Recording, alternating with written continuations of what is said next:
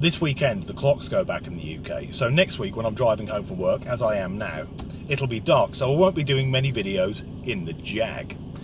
So tonight I thought I'd share with you some of my motoring based pet hates. The first one is somewhat niche. It concerns certain stickers on cars. Now, near where I live there's a guy who drives a PT Cruiser, and that in itself is a bit of a mystery to me. I'm sure the Chrysler PT Cruiser is a good car, but someone must have walked into a showroom and bought that brand new, seen this car and thought, with my budget, that's what I want. A car where the front and the back look like they've been designed by two different people who never met each other. But this particular car, as it looks somewhat American, has been festooned with American bald eagle decals and two massive Confederate flags. Where does that guy think he fucking is? He's not in the deep south, he's not even in the south of England. He's in Staffordshire, in the Midlands, in the Potteries, an area famous for pottery and heroin addicts. Then there's another car near me that's got Scotland on the number plates, and I want to stress it's got nothing to do with this guy being Scottish. He could be Irish, Welsh or from Cambodia. But his car's got Scotland on the number plates, Scotland stickers on the boot, on the wings and on the bonnet, and a huge Rangers decal across the rear window.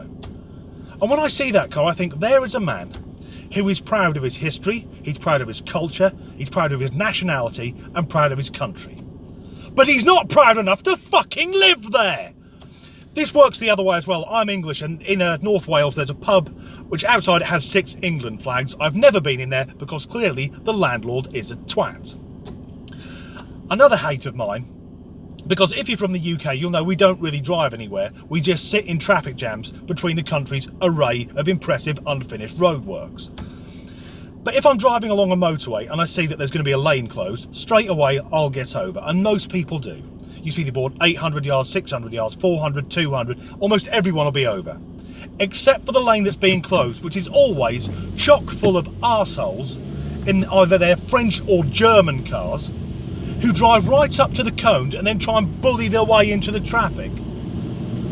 Now, if they pull up next to me, I will wind my window down and tell them to fuck off. Everyone else has had to queue, why can't they? Because apparently they do not have a flashing blue light on their roof. In fact, if I was Prime Minister, which given the state of British politics there's a fair chance I could be in the next few weeks, I would employ snipers to sit on motorway bridges. And that was, there, this chap's let me in, and I haven't driven all the way down the lane. Thank you very much, mate.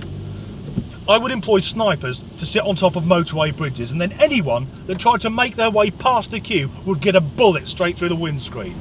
And the car would be left there with its indicator flashing until the battery went dead as a warning to other road users. But also, because next week it'll be dark, it means we'll get to experience these people who drive around with their lights off. Now I can understand just pulling away and realising you haven't turned your headlights on, but there are people who do it for fucking miles! What goes through their head? Are they not curious as to why every car coming the other way is flashing its headlights and why the guy behind keeps turning their lights on and off? Do these people think, I expect all of my friends have bought different cars and they're trying to get my attention? Not only that, but if you've not got your lights on, you can't see your fucking clocks. Do these people also think, my word, all of my instruments appear to have failed at the same time? But worse than them are the bastard cyclists, wearing black, riding around at night with no lights, who just cut out in front of you. And again, when I become the dictator of the United Kingdom, I will pass a law saying if there is a cyclist with no lights at night, you can just run the fuckers over. And if they survive, they have to pay for the damage to your car to be repaired. See you next week.